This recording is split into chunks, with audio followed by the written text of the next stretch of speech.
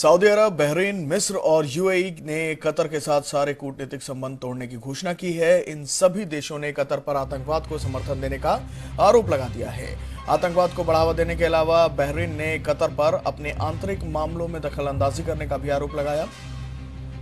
Bahrain Saudi अरब का करीबी सहयोगी है। चारों देशों ने कतर के साथ न सिर्फ अपने कूटनीतिक और राजनयिक संबंध तोड़े हैं, बल्कि हवाई और समुद्री संपर्क तोड़ने का भी ऐलान किया है। बहरीन ने कतर में रह रहे अपने सभी नागरिकों को लौट आने के लिए 14 दिन का समय दिया है। सऊदी अरब ने सभी मित्र राष्ट्रों और कंपनियों से भी अपील की है कि वो कतर के साथ सभी तरह के संपर्क तोड़ें।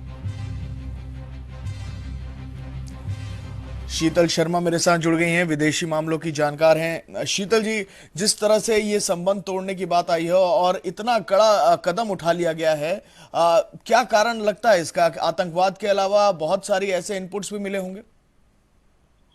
देखिए, जो पश्चिम एशिया, वेस्टर्न एशिया के जो कंट्रीज हैं, मोस्टली जो ये इस्लाम फॉलो करती हैं, Qatar, Oman, Saudi Arabia, UAE, ये सब जो हैं, देखिए इनके आपस के रिश्ते कुछ हद तक जो हैं तेल की इकोनॉमीज पे डिपेंड करते हैं और काफी हद तक ठीक है, बट जो माइनॉरिटी और मेजॉरिटी को लेकर इश्यूज हैं उनमें इनमें थोड़ा सा आपस में खटास रहता है।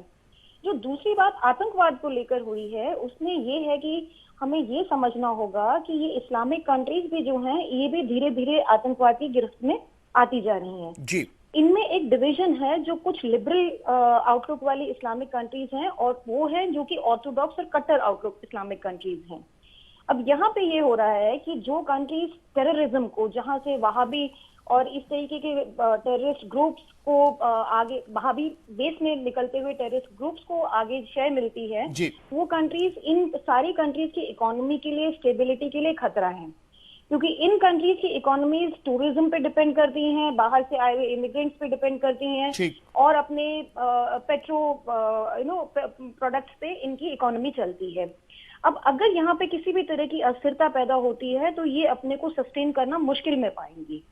तभी कंट्रीज जो हैं वो एक बहुत क्लियर कट स्टैंड ले रही है। आपने देखा अभी ईरान ने भी पाकिस्तान पे अटैक किया है और वहाँ के टेररिस्ट ऑर्गेनाइजेशंस को खत्म करने के लिए काफी हद तक बीड़ा उठाया है। तो इन ये है कि कौन सी कंट्रीज लिबरल आउटलुक की हैं जो कि टेररिज्म को, किसी भी तरीके के एक्सट्रीमिज्म को बढ़ावा नहीं देंगी, और कौन सी कंट्रीज ऐसी हैं जो इन टेररिस्ट ग्रुप्स को आगे शय दे रही हैं और उनको बढ़ा रही हैं। तो उनमें एक क्लियर कट क्लीवेज लाइन उभरने वाली है इन फ्यूचर।